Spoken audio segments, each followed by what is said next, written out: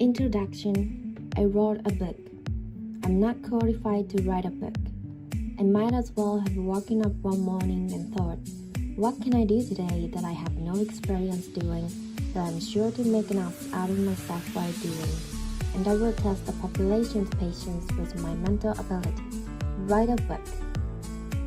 So I called my agent and I got a book deal. Bingo, bango, anyone can do this. Truthfully though, I'm terrified. I should have done a better job of thinking this through. You know how the biggest decisions in your life never appear as the light bulb flashes you see in cartoons, but instead germinate in the deepest crevice in your brain and slowly take root until suddenly a blossom emerges in the forefront.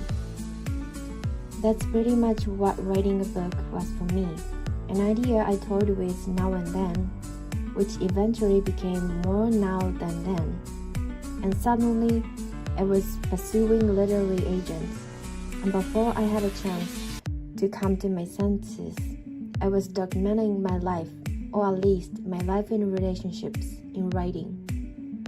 As my mom keeps reminding me, I do have a degree in English from the University of Washington, a school that after 5 long hard years told me that I'm unpleasant to be around after smoking weed out of a 4-foot plank.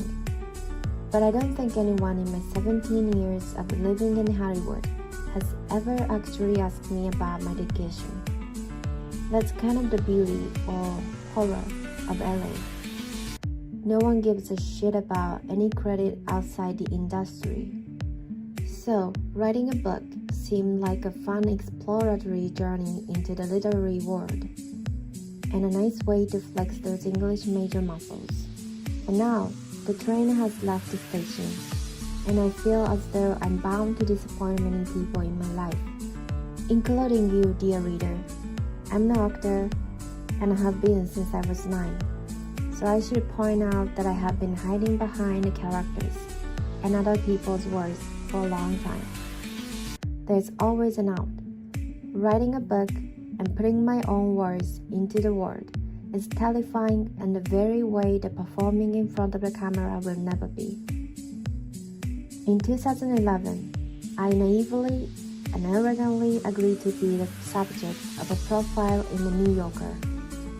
It was written over the course of 6 months, and when the fact-checker called me a few weeks before publication to read my own words back to me, words that I had spoken and completely forgotten, I knew I had to leave the country for good. My own vanity was about to destroy all I had worked for in Hollywood. Ultimately, that didn't happen, but I did have to make a couple of apologetic phone calls. Other small points of concern. I haven't used the computer properly ever in my entire life. When you have a job where you make faces and say other people's words, you don't have to learn technology. Sometimes you don't even have to learn how to dress yourself. Because nice Laura is there to zip you up. So anyone at your neighborhood nursing home is more qualified to be punching these little buttons on this here keypad. In fact, I think I might even have a typo in the title of this chapter. Also, I don't know why I can't nap. I know that's not related, but it sort of is in that I want you to know everything about me, dear reader. You and I will be best friends after all this is over. I would like it if you would send me your autobiography too. Oh, and I'm really bad at social media. Why do I need to record everything online? Can I keep it in my brain? But I'm told that it's necessary to sell a book these days. So, just so we understand each other, I don't know what the fuck I'm doing. That's never stopped me before though. Actually, that's not true. Until I was 19. I thought I was supposed to know everything. I didn't, obviously, but I accepted that there was a universal understanding that we all faked it. And the polite things to do was quietly continue the charade. I need to lay low and keep quiet so I wouldn't get made fun of. Then one day during my sophomore year at University of Washington, I was sitting in the back of intro to something. Psychology, sociology, I can't remember. I was miserable at the beginning of college. I sat in the back of giant lecture halls, writing letters to Dustin, the just a friend I was in love with, who was studying abroad in Spain. When this good-looking fraternity guy raised his hand, I don't know what the professor was even talking about. Just that the dude with his hand up said, "I don't know what that means." I remember a record scratch in my head. Somebody just confessed they didn't know something.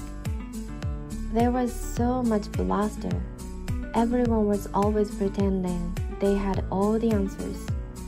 So it came as a shock to me that it was okay for someone, especially a hot frat type, to say, "Yeah, I don't know what you're talking about. Maybe you're all gonna think I'm stupid, and maybe I am, but I don't understand."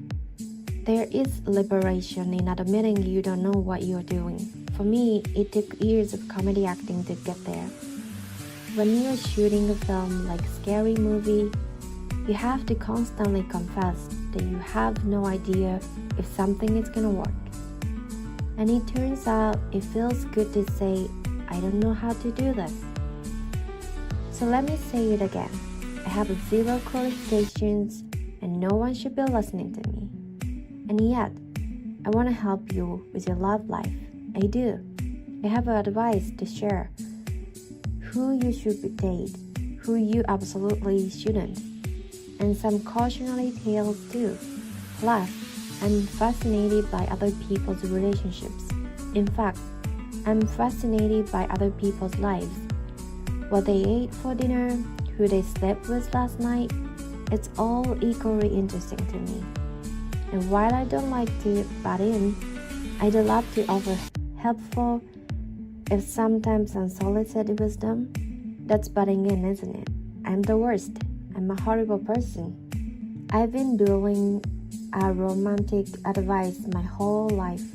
Most recently and most publicly on Faris is Unqualified, the podcast I co-host with my friend Sim Saruna. But my penchant for digging into other people's personal lives started decades ago. When I was 11, my mom's friends came over to our house sobbing. She was ranting about how awful her husband was, and I eavesdropped until I couldn't stand it anymore. "You have to leave him," I butted in. She had 2 kids, but who cared? Kids schmitz. I was passionate about this. It was the only logical solution.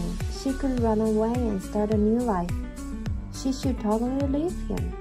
Why didn't she just leave him? It would be so easy. Just leave him. When she didn't, because of course she didn't, because life is complicated. I was profoundly disappointed. My craving for a relationship of my own started before I played therapist to my mother's friend. As long as I can remember, I wanted a boyfriend so badly. My mother, a ferocious feminist, couldn't stand how boy crazy I was. She hated Pretty Woman and didn't let me watch Grease because she disapproved of how Sandy changed herself for Danny in the end. She was adamant that I never be dependent on a man, and it created a massive inner conflict in me. I knew I wasn't supposed to long for a boyfriend as much as I did, which just made me want one more. I would stay up late reading Sweet Valley High books, and even though I knew they were kind of stupid, I got off on the drama. The idea of boys fighting over me made me dizzy, probably because no one ever did. I bribed Jason Spratt, the fastest boy in the 3rd grade, with ice cream just to get him to talk to me. In the absence of a relationship of my own, I lived through other people's. I read Dear Abby and listened to Dr. Joyce Brothers and watched Sally Jesse Raphael. I did theater work around Seattle and was riveted when the lead actress flirted with the hot set dude. I wanted so intensely to be grown up because to me the defining feature of adulthood was getting to be in love. When I was 17, I started dating my first official boyfriend, Chad Burke. He was unbelievably good looking, but also, shall we say, dark. Chad was popular thanks to his looks, but he was also cynical, angry, and would sneak out at night to write Rage Against the Machine lyrics on the telephone poles in our town. I couldn't believe that someone that hot would like me, and I was young, so I would have done anything for him. We went out for a year, and like Felicity, I followed him to college. 2 weeks after the school year began, he wouldn't return my pages. It was 1994. Or come to the phone when I called his fraternity. I got drunk, went to his frat house, and they wouldn't let me see him. Eventually, we ran into each other, and Chad casually told me he was dumping me. Clearly, I didn't have much of a handle on the whole dating thing as I thought I did. After Chad, I went from one relationship to the next because I was constantly trying to make a bad thing work. I was a serial monogamist, and I'm embarrassed to admit that it used to take me meeting another person for me to realize that, oh, this relationship might not be working.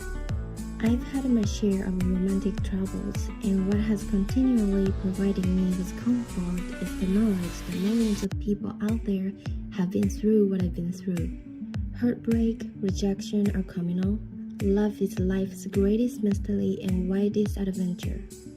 God, that's so fucking corny. I started a relationship podcast because to me, giving advice and hearing other people's story is better than the therapy. Not that I'm in therapy, probably I should be, but I find it too frustrating to not know anything about the person I'm talking to. The 2 times I visited a therapist, I found myself asking for them, I don't see a ring on your finger, are you divorced? That must have been hard. Tell me everything, and they politely but firmly deflect and steer the conversation back to me. Then I try to get them to tell me about their other patients, which they seem to think is against some sort of rule. Hearing other people's problem is in its own weird way comforting. It's a relief to me that so many of the trials I've had, other people have too. And while I may be unqualified, I'm not uninterested. I care and listen. And maybe I don't always give the best advice, but I really do try. I dig a lot. I have no problem asking anyone anything. I try to curb my own obnoxiousness by saying, I know this is personal, but then I go in for the kill.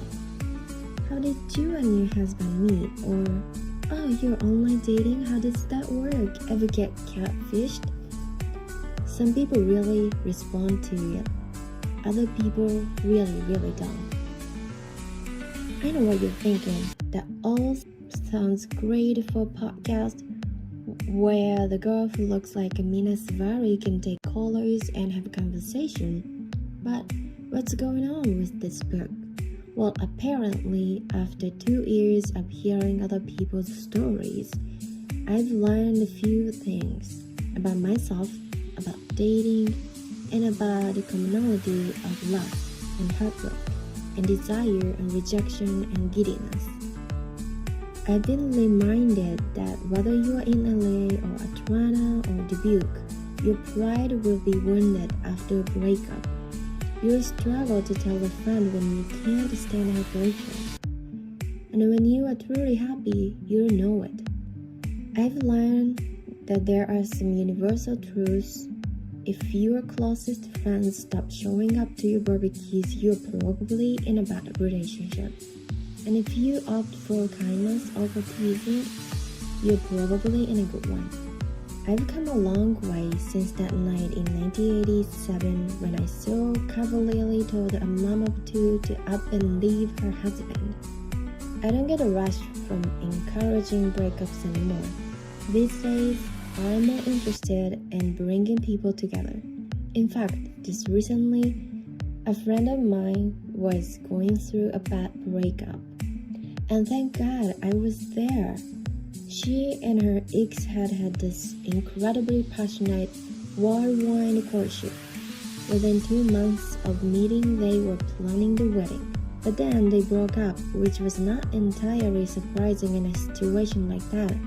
Shortly afterward, my friend came over to my house and was incredibly upset. The more I thought about it, the more I knew I had to intervene. There was still a lot of love there. I just knew it, so I asked my friend for her phone. "What are you gonna say?" she asked. "Didn't you trust me? Just let me have your phone," I said. My text was simple. "Hey, it's Anna. I don't know what you're doing right now, but will you come over?" He did, and they had a beautiful romantic night. I was so proud of myself. I got them back together, and all would be fine. And like I said, I knew there was love there. I knew it. He ended up leaving 2 days later, and she was devastated, and I think maybe a little annoyed at me. So yeah, it backfired. Still, points for trying. In this book, you'll find stories of my relationships, both disastrous and heartwarming. You'll meet childhood Anna, pronounced Anna, rhymes with Donna.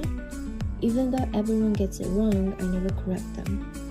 Armed with flannel shorts and menacing headgear, another Anna with more flannel shorts, but much better teeth. You'll get some advice, a few lists, and some childhood photos.